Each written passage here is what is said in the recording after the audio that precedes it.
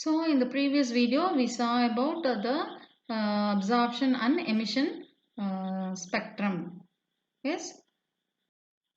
Now as a recap, what is emission spectrum? So when energy is absorbed by electrons, they move from lower to higher energy levels. So the electrons have to emit some energy so as to return to their ground state. Okay. So the frequency of light emitted, yes, when it is recorded and studied, that recorded lines we used to call as emission spectrum. On the other hand, an absorption spectrum is having the frequencies of light transmitted with the dark bands. So when energy is absorbed by the electrons in the ground state, okay, absorption spectrum is in the ground state. So absorption will take place, that is absorption of photons will take place, so that electrons from ground state it will move on to higher energy state. So absorption spectrum will have dark bands. So the main difference between the emission and absorption spectrum is that an emission spectrum has different colored discrete lines, colored lines there will be. So whereas the absorption spectrum has dark lines. Okay. Some other difference we shall discuss now. So as a first point, emission spectrum, it is due to that is it is produced when the atoms release energy, and absorption spectrum, it is generated when the atoms absorb energy. Okay, not only atoms, molecules also. And number two, this emission spectrum, they have in their spectrum they have colored lines, discrete colored lines can be seen. But in absorption spectra we can see dark lines, or we can also call them as gaps in the spectrum. Okay, so number three, they will be useful. Emission spectrum is useful in finding out the composition of the substances. Absorption spectrum, it can be used to figure out the ability of absorption. Okay, so number four is emission spectrum. The type of photons emitted is helpful in figuring out the kind of elements of the substance is made of. Okay, see here, that is each emitted spectrum will be characteristic of the substance which emit that light. Okay, so by that we can identify that particular substance. Here in absorption spectra, the wavelength of light absorbed, okay, we find it, no, the gap that we can understand that it is the absorbed light. The light which is found to be dark, it is absorbed by the substance. So here we use the wavelength. Okay, wavelength of the light absorbed. This parameter is used to find out the that is what is the identity of the substance there present. So this substance only can absorb that wavelength. So that the substance present is this. Like that we can identify. Further, emission and absorption spectra can be divided into three types: continuous absorption spectrum, line absorption spectrum, and band absorption spectrum. And in case of emission, continuous emission spectrum, line emission spectrum, and band absorption spectrum. Here we shall first see about the continuous spectrum. See, continuous means it is unbroken. Okay, it consists of unbroken luminous bands. So colorful continuous bands of all wavelengths from violet to red. Okay, this is called continuous spectrum. These spectra, they depend on the temperature of the source. Okay, and it is independent of the source. It is depending upon, that is, this is of mostly thermometric in nature. It depends upon the temperature and it is independent of the characteristic of the source. Whatever, from whichever source it is obtained, no problem. But what is the temperature? It is very much concerned. Okay, the incandescent solids, liquids, carbon arc, electric lamp. So the different sources which can give continuous spectrum is given here. Okay. So now line spectrum. See, line spectrum, they consist of series of well-defined lines. Okay, they the sharp lines of definite wavelength. Okay, it is the characteristic of the emitting substance, and it is used to identify what is the gas or what is the substance. It is produced from the hot vapors of the individual atoms. For example, sodium vapor lamp, it will give two yellow lines, one at 5896 Armstrong unit and another at 5890 Armstrong unit. Okay, these both in yellow region. But when you go for strontium, the strontium emits three lines. Okay, that three lines, one in red, second in orange, and third in blue. Okay, it should be mentioned here that the line spectra are produced in the atom. Okay, and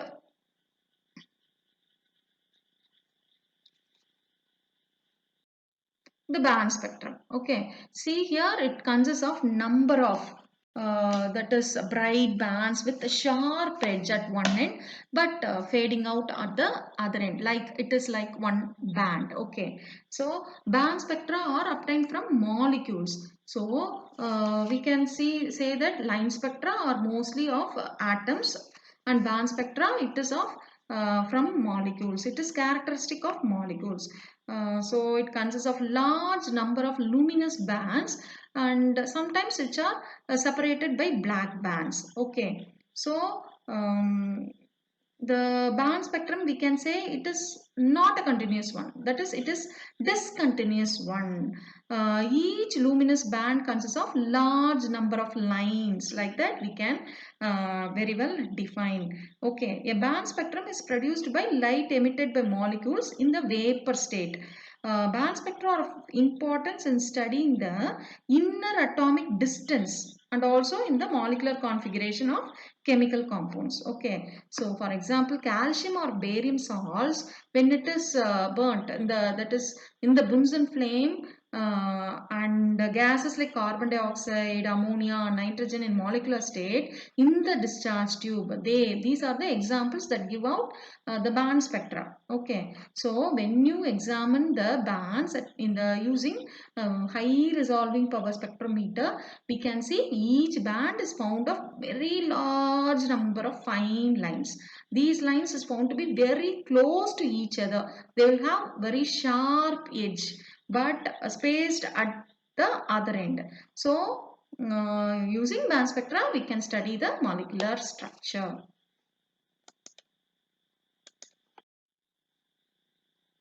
Listen girls, we are until now we are learning about different type of that is spectroscopy, broad classification of spectroscopy into absorption and emission spectra, and also further how they can be classified like continuous, band and line spectra. Okay, now our concern is about molecular spectroscopy. Molecular spectroscopy can be classified into different types. Okay, see, it is previously it is based on absorption or emission of photons.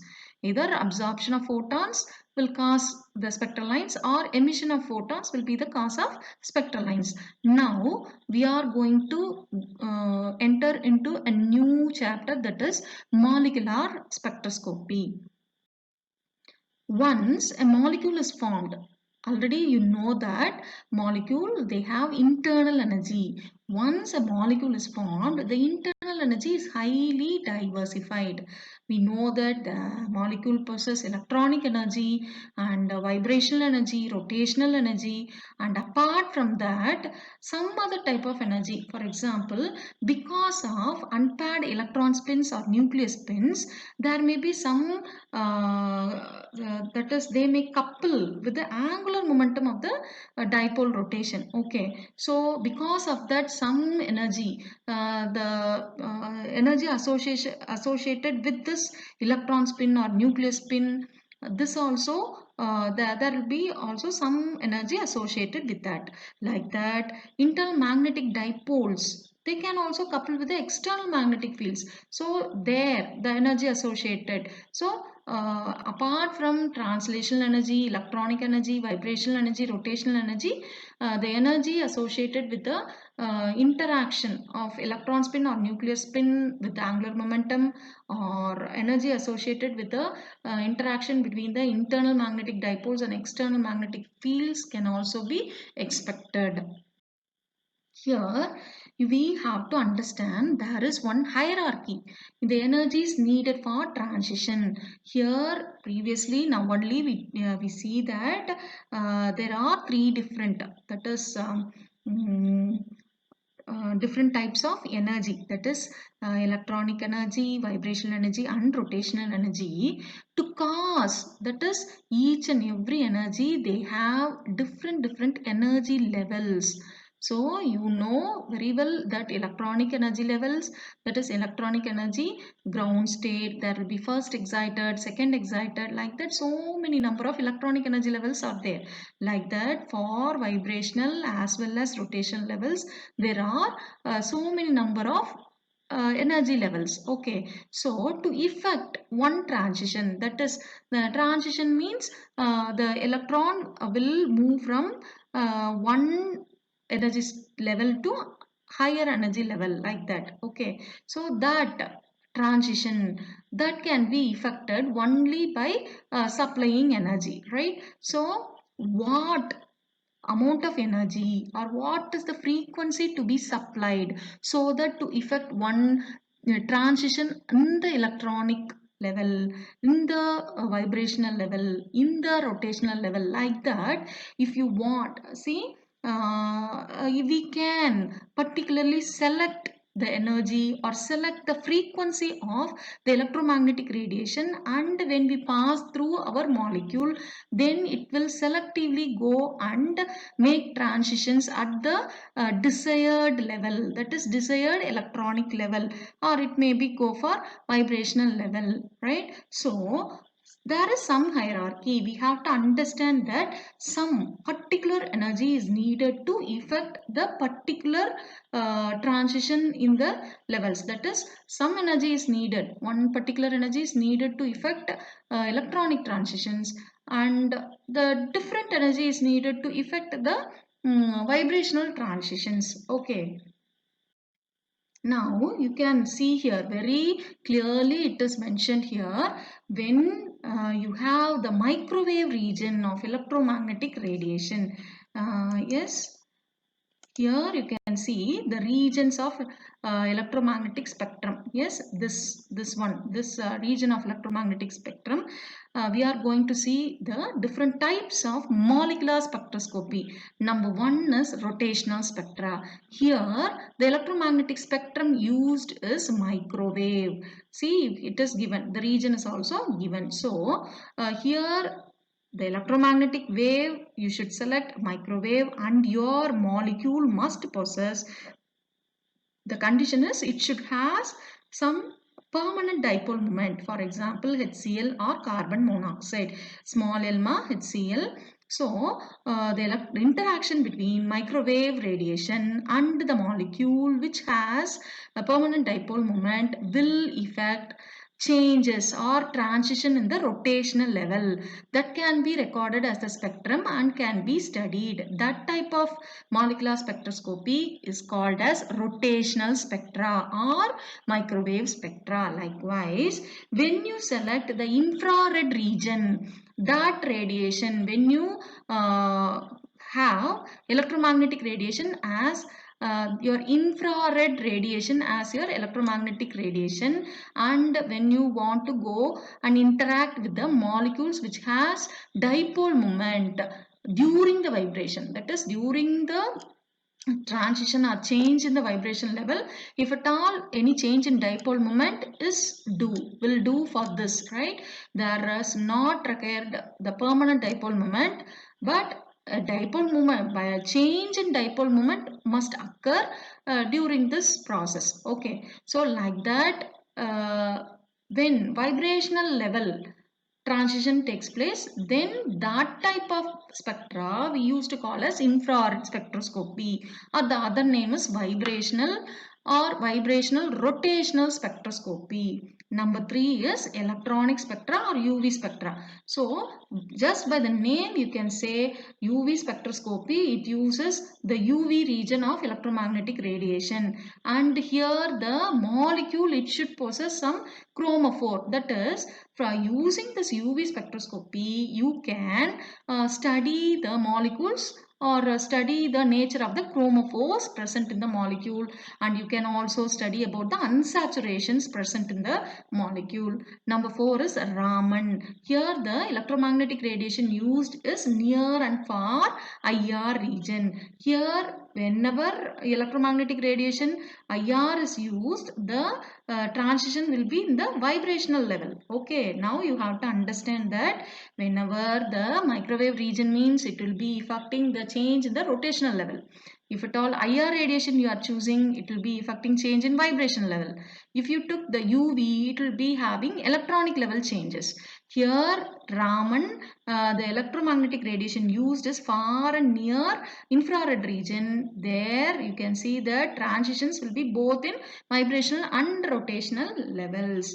And the molecule, it should possess, that is it should undergo some periodic change in the polarizability during that transition. And the next one is NMR, that is nuclear magnetic resonance spectroscopy. Here the electromagnetic radiation used is radio frequency, and you should have some spin. Okay, the molecule must possess some spin. The nuclei must possess some spin. So the transition takes place between the magnetic levels. Here it's different. You can see that until now we have seen that only the changes or transitions in the rotational or electronic or vibrational levels. But here in NMR, the transitions is between magnetic energy levels. Okay. Likewise in electron spin resonance also, the transition is between magnetic levels, and you'll be using microwave region of electromagnetic radiation in order to get ESR spectrum. Okay. And your molecule must possess odd electrons. So see girls, particular electromagnetic radiation we have to choose in order to go for one particular spectra.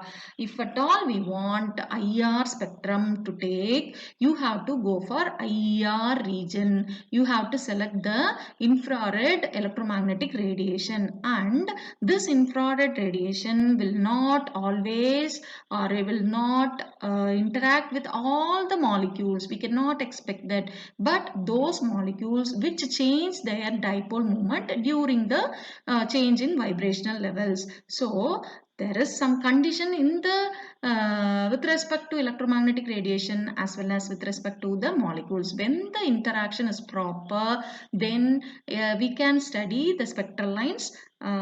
This is molecular spectroscopy. So in common we can say molecular spectroscopy can be classified into number 1 rotational spectrum, that is vibrational spectroscopy, electronic spectroscopy, Raman spectroscopy, nuclear magnetic resonance spectroscopy, that is NMR, and ESR spectroscopy.